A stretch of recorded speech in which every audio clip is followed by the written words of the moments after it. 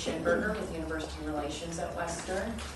I would like to introduce President Al Wolfar, Vice President for Student Services Gary Johnson, OPS Director Bob Fitzgerald, and in the audience we have Vice President for Administrative Services Jackie Thompson, Assistant Vice President for Administrative Services Dana Birnbaum, who's also the coordinator of our Emergency Alert System, and Associate Provost Ken Hawkinson.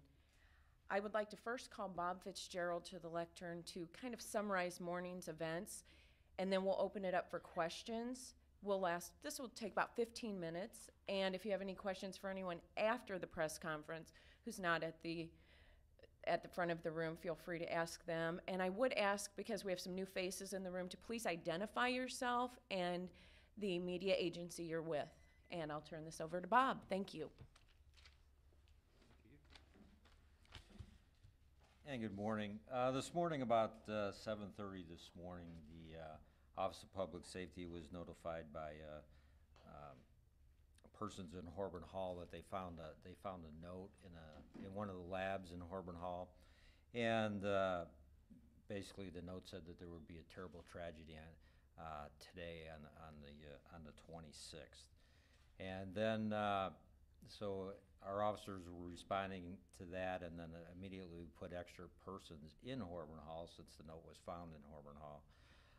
And then while the officers were in Horburn Hall, they happened to be by one of the professor's office. When the professor opened his office up, and they found another note that was similar to the first. It said people will perish on campus 32609.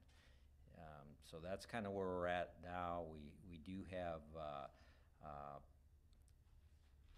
an extra presence of police officers. We have city police on campus. We have the Illinois State Police on campus, and the Sheriff's Department on campus.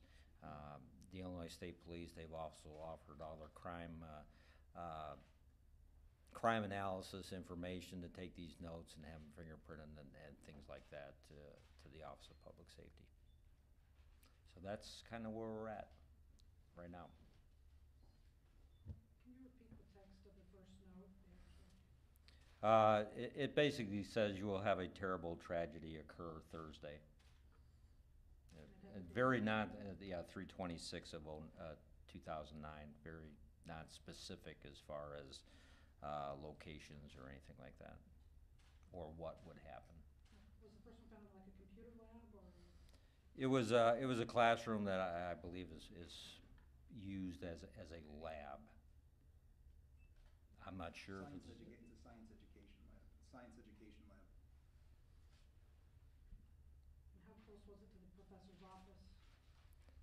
The rooms. I don't know offhand how close they were. Actually, different side of the building.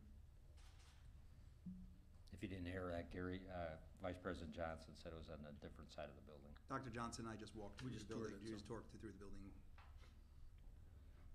Who found the first note? I believe that was a building service worker that opened the building, that opened the classroom. Was the note handwritten? Pardon? Was the note Yes. handwritten? Was the second one pushed under the professor's door, or? Yes, it was pushed under the professor's door. His door was locked. He hadn't been in his room yet for the day. So when he came in there and opened his office, that's when he found the notes. See, education faculty member? I couldn't tell you offhand. Instructional technology, right? Instructional technology. Design and technology. Instructional design and technology faculty member. Wasn't the threat made against campus on March 26th of last year? And if so, are you reading anything into that? I believe that the second threat was a year ago. It's early and it's hard to tell.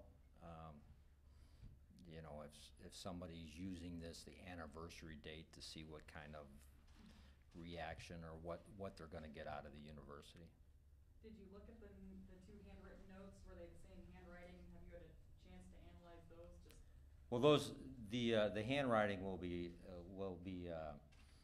analyzed in Springfield. They were both handwritten, though?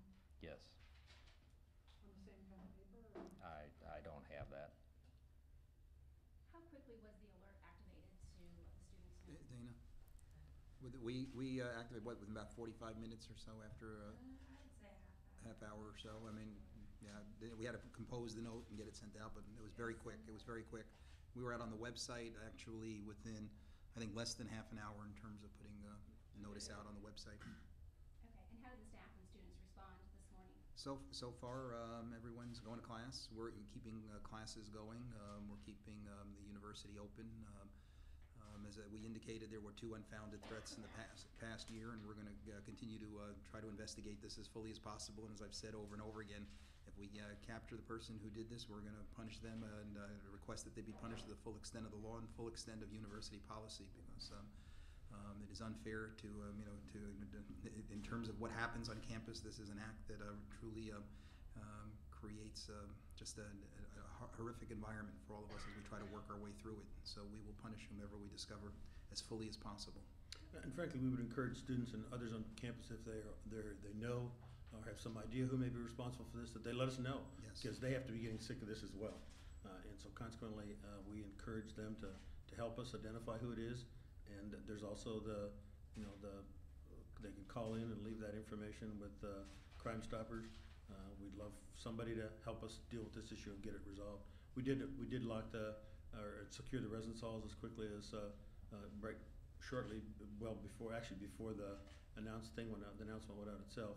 And again, that's simply a matter of securing them so we know who's coming and going, and staff monitor that, so we have that under control.